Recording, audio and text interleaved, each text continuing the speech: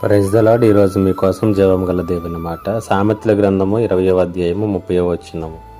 గాయములు చే దెబ్బలు అంతరంగములో చొచ్చి చెడుతనమును తొలగించును. మనుషులుగా మానవమాత్రులుగా ఈ లోకంలో చాలామంది మనల్ని గాయపరుస్తూ ఉంటారు. శారీరక పరముగా మనం గాయపడుతూ ఉంటాం, మానసికంగా కూడా చాలా మార్లు గాయపడుతూ ఉంటాం.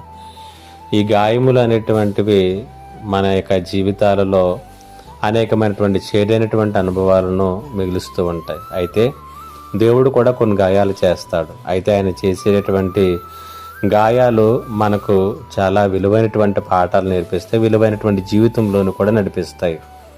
జ్ఞానైనటువంటి సొలొమోను అంటున్నాడు, గాయములు చేయి దెబ్బలు అంతరంగంలోనికి చొచ్చి చెడుతనమును తొలగించుని అంటున్నాడు. దేవుడు చేసేటటువంటి గాయాలు హృదయాంతరంగంలోనికి చొచ్చి అక్కడ ఉన్నటువంటి చెడును, పాపమును, దేవునికి ఆయాసకరమైనటువంటి వాటన్నిటిని కూడా తొలగించి మనలను శుద్ధమైనటువంటి బంగారముగా, సువర్ణముగా మారుస్తాయి, మలుస్తాయి. కాబట్టి దేవుడు మన శ్రమల గుండా నడిపిస్తున్నప్పుడు, గాయాలను పెడుతూ ఉన్నప్పుడు మనం మన జీవితాల్లో ఈ పాఠాన్ని నేర్చుకుని మనము సరైనటువంటి విధానంలో దేవుని అర్థం చేసుకుందాం. దేవుడి మాటల చేత మిమ్మలను బలపరచును గాక.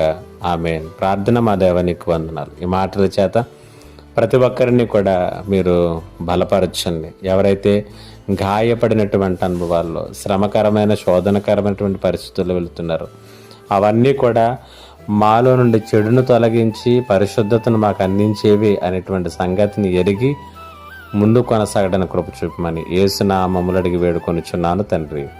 ఆమేన్.